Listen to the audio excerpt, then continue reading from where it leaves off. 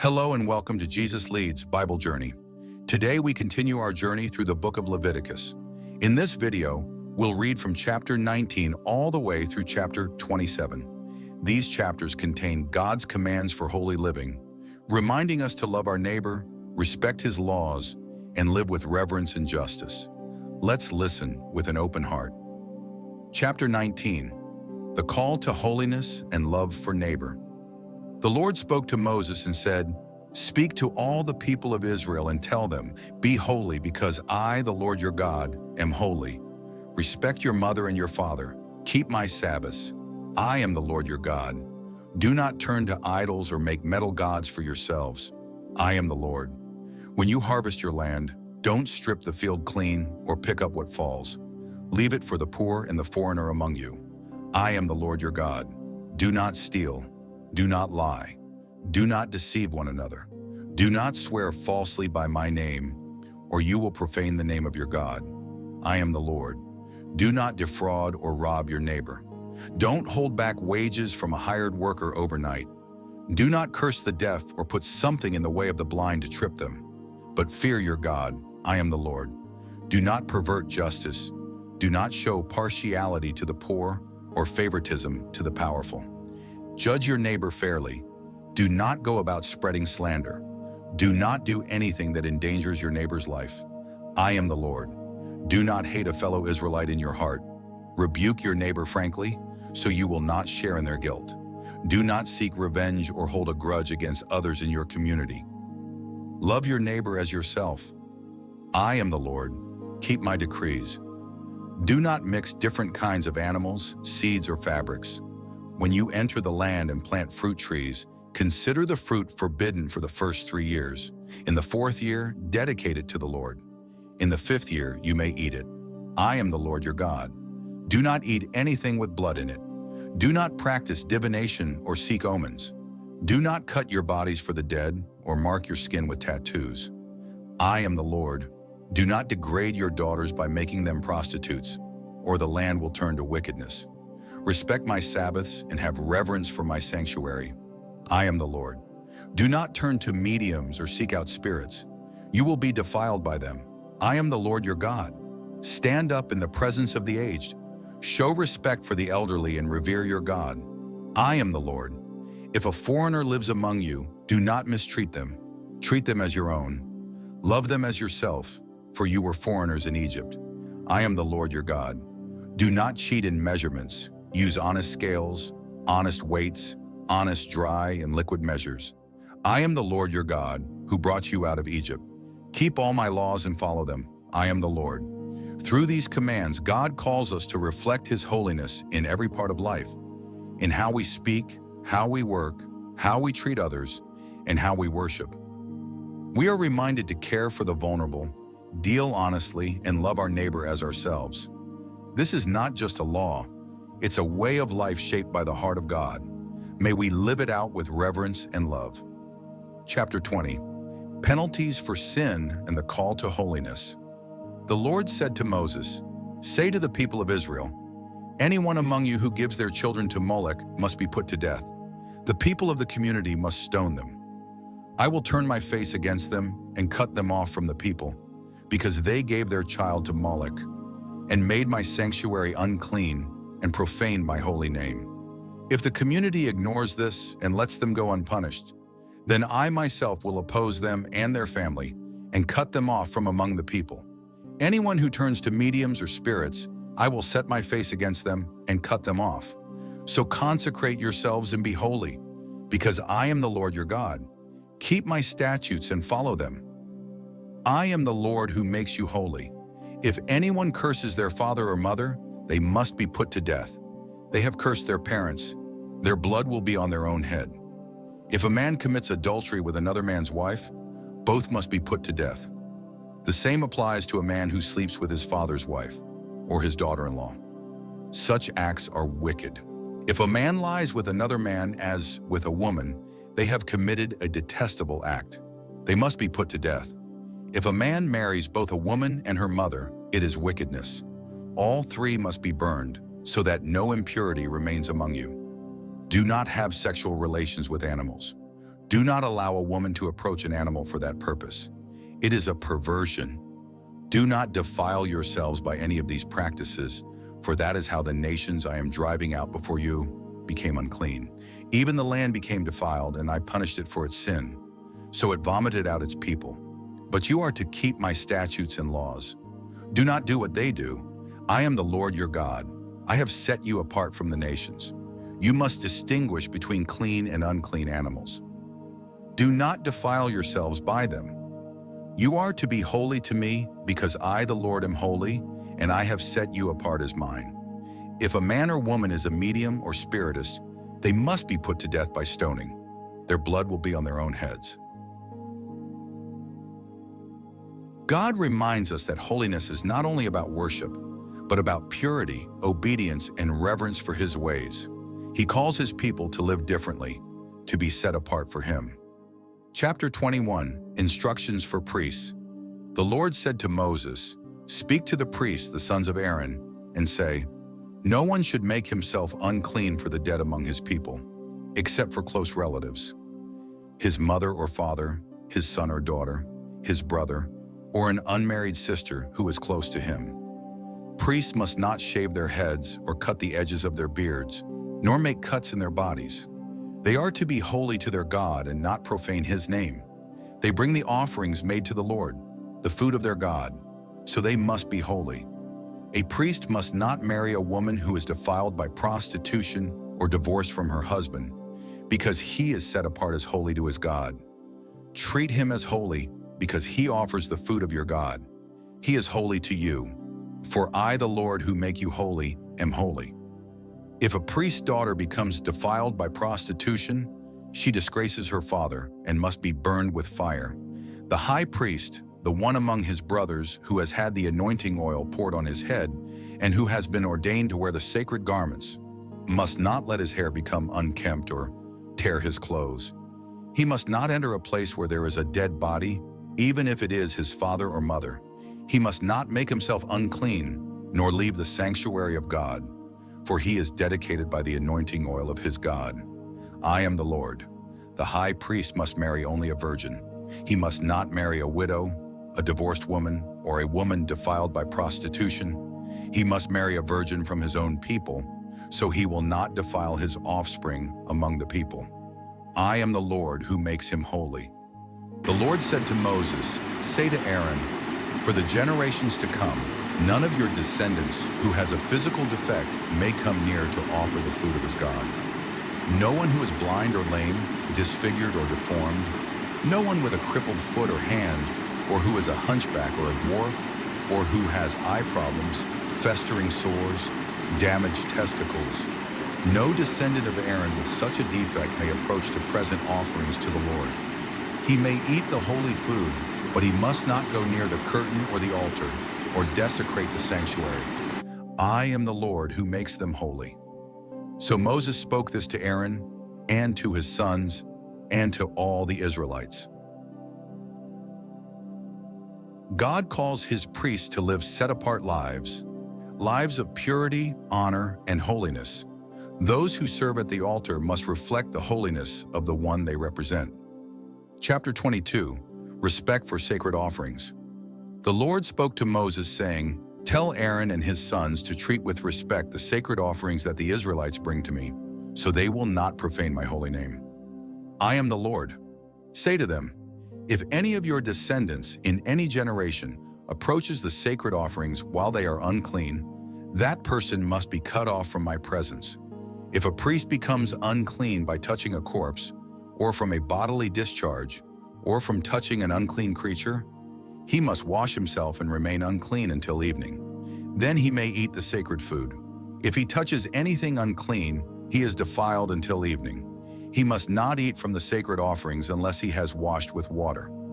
Once the sun sets and he is clean, he may eat, for it is his food. Priests must not eat anything found dead or torn by animals. They must keep my commandments and not profane my holy name. I am the Lord who makes them holy. No one outside a priest's family may eat sacred food. A guest or hired worker may not eat it. But if a priest buys a slave with his own money, that slave may eat it. Also, those born in his house may eat of it. If a priest's daughter marries someone outside the priesthood, she may no longer eat the sacred food. But if she becomes a widow or is divorced and returns home, she may again eat her father's food if she has no children. If anyone eats the sacred offering by mistake, they must repay the amount plus a fifth and give it back to the priest. The Israelites must not profane the sacred offerings or bring guilt upon themselves by eating them while unclean. I am the Lord who makes them holy. The Lord also said to Moses, "Speak to Aaron and his sons and to all the Israelites. If anyone brings an offering as a vow or free will gift to the Lord, it must be a male without defect from the cattle, sheep, or goats. Do not bring anything with a defect, for it will not be accepted. You must not offer to the Lord an animal that is blind, injured, maimed, or with any defect. It will not be accepted on your behalf. If an animal has a deformity, but you want to give it as a free will offering, it may be accepted, but not as a vow. You must not offer to the Lord an animal whose testicles are bruised, crushed, torn, or cut. Do not do this in your land. You must not offer any animal from a foreigner if it has a defect, for it will not be accepted. When a calf, lamb, or goat is born, it must stay with its mother for 7 days. From the 8th day onward, it may be accepted as an offering. Do not slaughter a cow or sheep and its young on the same day. When you sacrifice a thank offering to the Lord, do it in a way that it will be accepted. It must be eaten the same day. Do not leave any until morning. I am the Lord. Keep my commands and follow them. Do not profane my holy name, for I must be honored among the people of Israel. I am the Lord who makes you holy and brought you out of Egypt to be your God. I am the Lord. God reminds his people to honor what is holy, to approach sacred things with reverence, not carelessness. For he is the Lord who makes his people holy, and he is worthy of our purest offerings. Chapter 23. The Appointed Feasts of the Lord. The Lord said to Moses, "Speak to the Israelites and say to them, these are my appointed festivals, the sacred assemblies you are to proclaim at their appointed times. 6 days you shall work, but the 7th day is a Sabbath of rest, a day of sacred assembly. You must not do any work. It is a Sabbath to the Lord wherever you live. These are the Lord's appointed festivals, the sacred assemblies you are to proclaim at their proper times. In the 1st month, on the 14th day at twilight, is the Lord's Passover. On the 15th day of that month begins the festival of unleavened bread. For 7 days you must eat bread made without yeast. On the 1st day hold a sacred assembly and do no regular work. For 7 days present a food offering to the Lord. And on the 7th day again hold a sacred assembly and do no regular work. The Lord said to Moses, "When you enter the land I'm giving you and reap its harvest, bring the first sheaf of your harvest to the priest. He is to wave it before the Lord so it will be accepted on your behalf. This must be done the day after the Sabbath. On the day you wave the sheaf, offer a year-old male lamb without defect as a burnt offering to the Lord, along with a grain offering of fine flour mixed with oil and a drink offering of wine. You must not eat any bread or roasted or new grain until the very day you bring this offering to your God. From the day after the Sabbath, count 7 full weeks, that is 50 days. Then present an offering of new grain to the Lord. Bring 2 loaves made with fine flour and yeast as a wave offering from the first fruits. On that day, sacrifice 7 male lambs, a young bull, and 2 rams. They are a burnt offering, along with grain and drink offerings, an aroma pleasing to the Lord. Also sacrifice a male goat for a sin offering, and 2 male lambs for a fellowship offering. The priest shall wave them before the Lord as a wave offering. They are holy and belong to the priest. On that same day, hold a sacred assembly. Do no regular work. This is to be a lasting ordinance for generations to come, wherever you live. When you reap the harvest of your land, do not harvest to the edges of your field or gather the gleanings. Leave them for the poor and the foreigner. I am the Lord your God."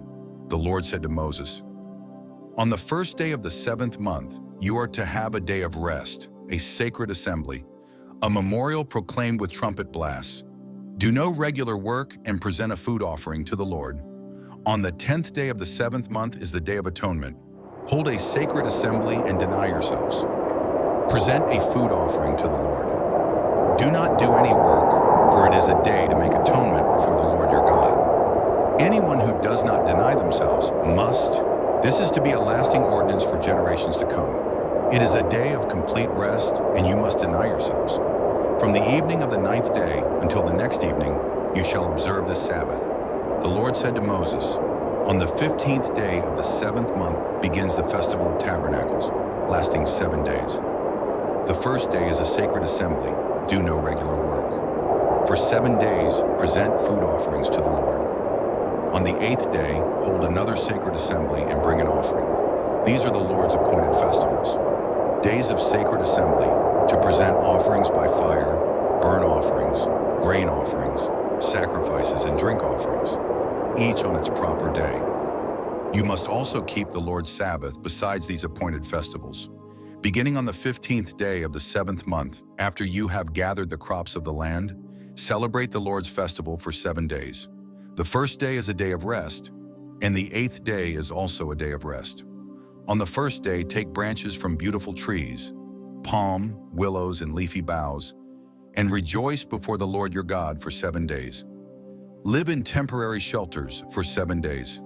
All native-born Israelites must do this, so that your descendants may know that I made the Israelites live in shelters when I brought them out of Egypt. I am the Lord your God. So Moses declared to the Israelites the appointed festivals of the Lord. God gave his people sacred rhythms of rest, celebration, and remembrance, festivals that point to his faithfulness, his provision, and his presence. May we too honor his appointed times and live in the joy of his holy calendar. Chapter 24. The lampstand, the bread, and justice among the people. The Lord said to Moses, command the Israelites to bring you clear oil of pressed olives for the light, so the lamps may be kept burning continually. Outside the curtain of the testimony in the tent of meeting, Aaron is to tend the lamps before the Lord from evening until morning, continually. This is to be a lasting ordinance for the generations to come. The lamps on the pure gold lampstand before the Lord must be kept burning continually. Take fine flour and bake 12 loaves of bread, using 2/10 of an ephah for each loaf. Arrange them in 2 rows, 6 in each row, on the table made of pure gold before the Lord. Put pure incense beside each row as a memorial portion to represent the bread and be an offering made to the Lord by fire. This bread is to be set out before the Lord regularly, every Sabbath day. It is the responsibility of the Israelites as a lasting covenant.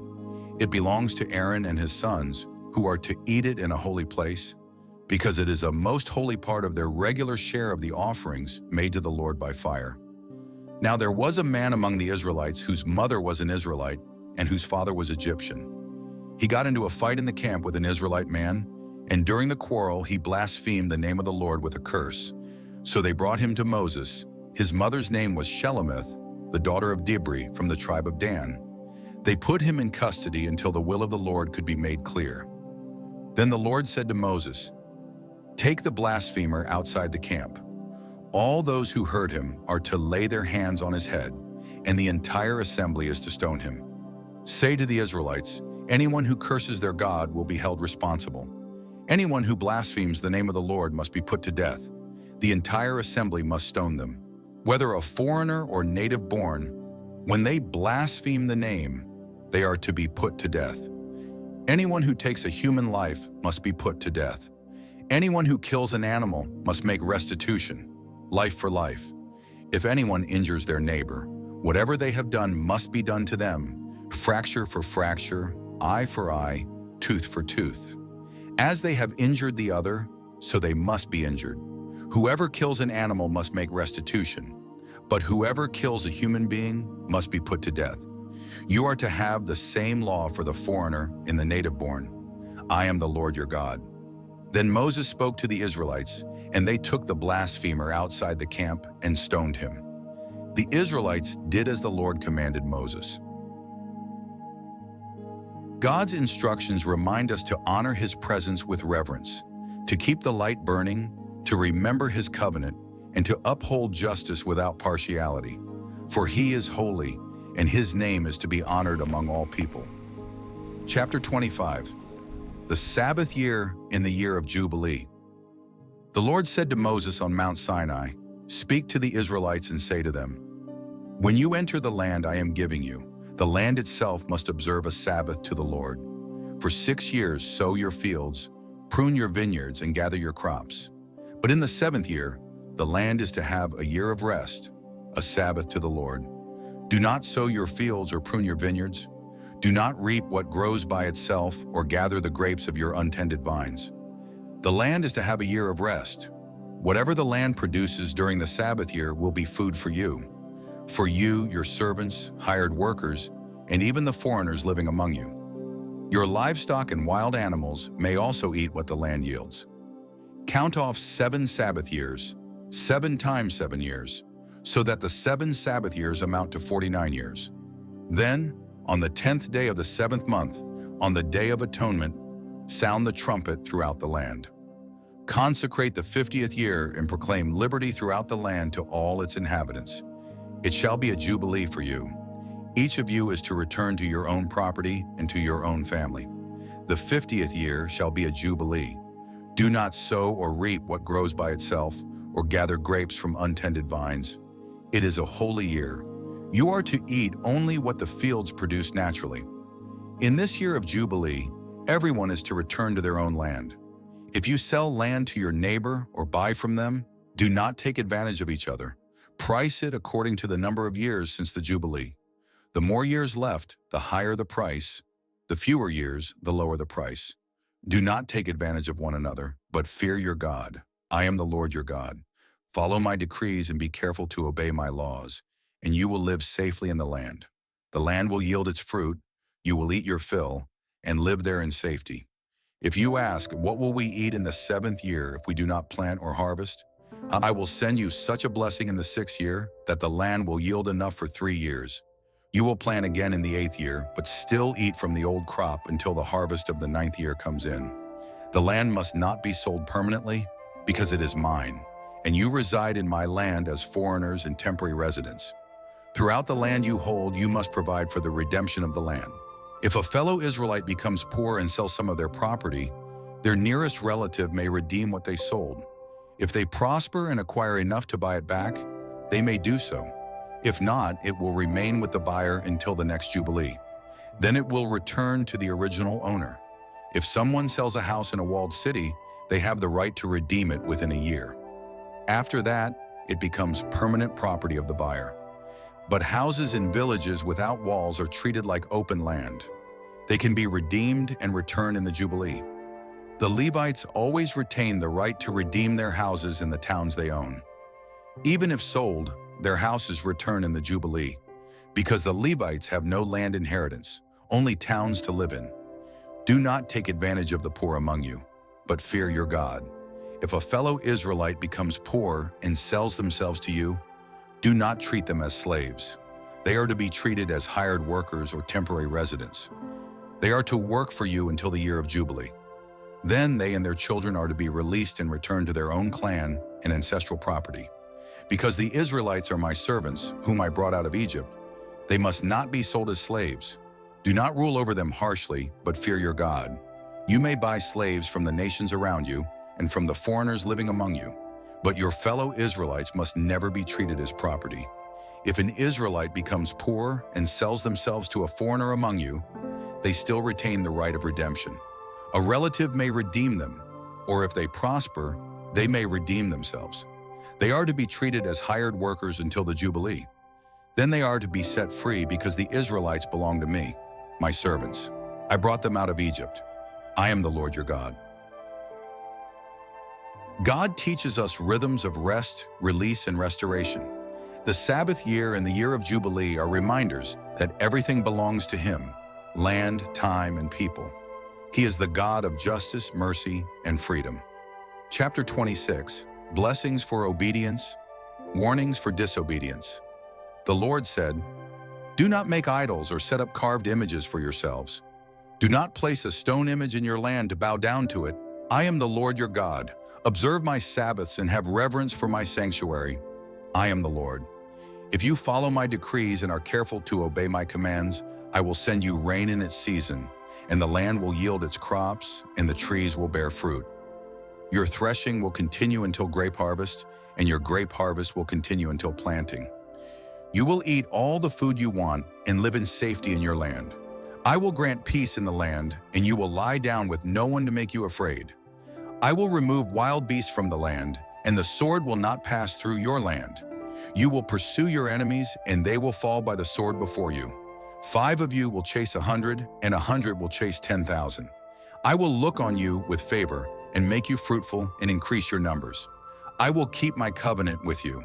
You will eat the old grain and have to move it out to make room for the new. I will put my dwelling place among you, and I will not reject you. I will walk among you and be your God, and you will be my people. I am the Lord your God, who brought you out of Egypt so you would no longer be slaves. I broke the bars of your yoke and enabled you to walk with heads held high. But if you will not listen to me and do not carry out all these commands, and if you reject my decrees and abhor my laws, then I will bring sudden terror upon you, wasting diseases and fever. You will plant seed in vain, because your enemies will eat your crops. I will turn my face against you, and you will be defeated before your enemies. If after all this you still do not listen, I will punish you 7 times over. I will break your pride and make the sky above you like iron, and the ground beneath you like bronze. Your strength will be spent in vain. I will send wild animals against you, and they will rob you of your children and your livestock. I will bring the sword upon you to avenge the breaking of the covenant. You will run even when no one is pursuing you. If you still remain hostile toward me and refuse to listen, I will multiply your afflictions 7 times over. I will bring plagues and famine. Your cities will become ruins, and your land will be desolate. Then the land will finally enjoy its Sabbaths all the time that it lies desolate. Those of you who survive, I will make fearful in the land of your enemies. You will waste away because of your sin and the sins of your ancestors. But if they will confess their sins and the sins of their ancestors, their unfaithfulness and hostility toward me, then I will remember my covenant with Jacob, with Isaac, and with Abraham, and I will remember the land. Even when they are in the land of their enemies, I will not reject them or destroy them completely. Because of the covenant I made with their ancestors, I will remember them. I am the Lord their God. God offers a clear choice, blessing for obedience and discipline for rebellion. But even when his people fall, he remains faithful. His covenant mercy endures, calling us back with grace and love. Chapter 27. Vows and dedicating things to the Lord. The Lord said to Moses, "Speak to the Israelites and say, when anyone makes a special vow to dedicate someone to the Lord by giving an equivalent value, set the value according to the person's age and gender. For a male between 20 and 60 years old, the value is 50 shekels of silver. For a female, it is 30 shekels. For those between 5 and 20 years, 20 shekels for a male, 10 for a female. For ages 1 month to 5 years, 5 shekels for a male, 3 for a female.